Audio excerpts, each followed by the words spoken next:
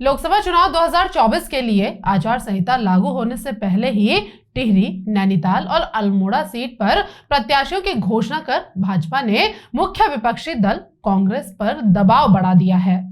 इधर कांग्रेस के screening committee की बैठक अभी होनी है। इसके बाद केंद्रीय चुनाव समिति के जरिए टिकट फाइनल होने हैं। ऐसे में कांग्रेस की ओर से प्रत्याशियों की घोषणा में अभी समय लगने की संभावना जताई जा रही है। माना जा रहा है कि कांग्रेस के कई नेता चुनाव लड़ने से इनकार कर चुके हैं।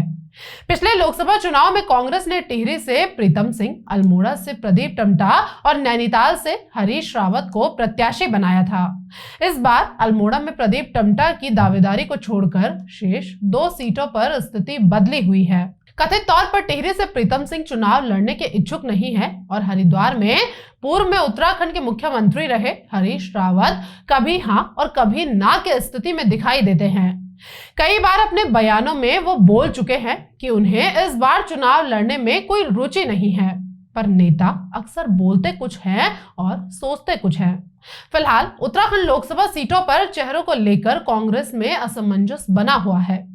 कांग्रेस स्क्रीनिंग कमेटी की बैठक अभी होनी है, जिसमें प्रत्याशियों का पैनल फाइनल होने की उम्मीद है। इसे केंद्रीय चुनाव समिति के सामने रखा जाएगा, जहां से अंतिम तौर पर नाम घोषित किए जाएंगे।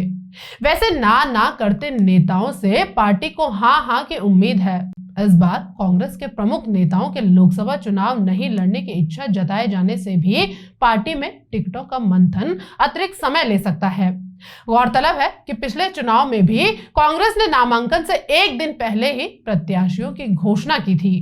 पार्टी की तैयारियों को देखते हुए वही हालात इस बार भी जारी रहने के आसार हैं। वैसे कांग्रेस के बड़े नेता भले हाँ कहें या ना या सीधे तौर पर चुनाव नहीं लड़ने की बात करते रहे, लेकिन बाद में हाईकमान के निर्देश पर उन्हें चुनावी मैदान में उतरना ही पड़ता है, जो पूर्व में भी देखा गया है। अब इसे सत्ता का नशा कहे या पार्टी की विचारधारा, पर इस बार भी उत्तराखंड कांग्रेस नेताओं को एहसास है कि हाईकमान का आदेश इस बार भी कारगर साबित होगा।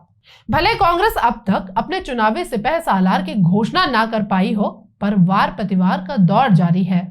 इसी को आगे बढ़ाते हुए कांग्रेस के मुख्य प्रवक्ता गरिमा मेहरा दसोनी ने भाजपा पर निशाना साधा। उन्होंने कहा कि भाजपा ने 5 साल तक लापता रहने वाले 3 सांसदों को फिर से टिकट दे दिया है।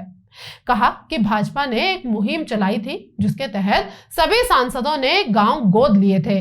तो जरा इन 3 प्रत्याशियों को अपने गोद लिए हुए गांवों का भी विवरण देना चाहिए। साथ ही अंकिता हत्याकांड, अग्निवीर, जोशीमठ आपदा, भू कानून जैसे मुद्दों पर भी 5 साल चुप्पी साधने का जवाब देना होगा। उन्होंने कहा भाजपा के 5 सांसदों ने पिछले चुनाव जीतने के बाद प्रदेश से मुंह मोड़ने का काम किया। इस कारण इस बार जनता इन्हें इनकी बेरुखी पर सबक जरूर सिखाएगी। जैसे जैसे मौसम में तब्दीली आ रही है, सर्दी से गर्मी की तरफ मौसम ने करवट ली है, ठीक वैसे ही चुनावी रण में अब गर्माहट देखने को मिलने लगी है।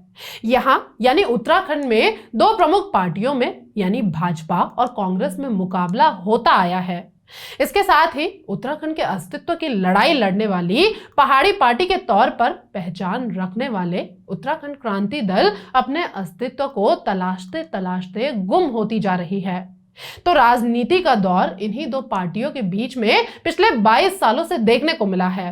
अब 24 चुनाव में भी इन्हीं में से किसी एक को चुनना है, क्योंकि अब मुद्दा काम का नहीं बल्कि भगवान का है।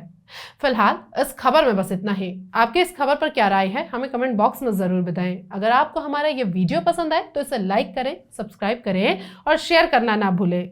चैनल को ज्वाइन करके आप हमें सपोर्ट भी कर सकते हैं। नमस्कार।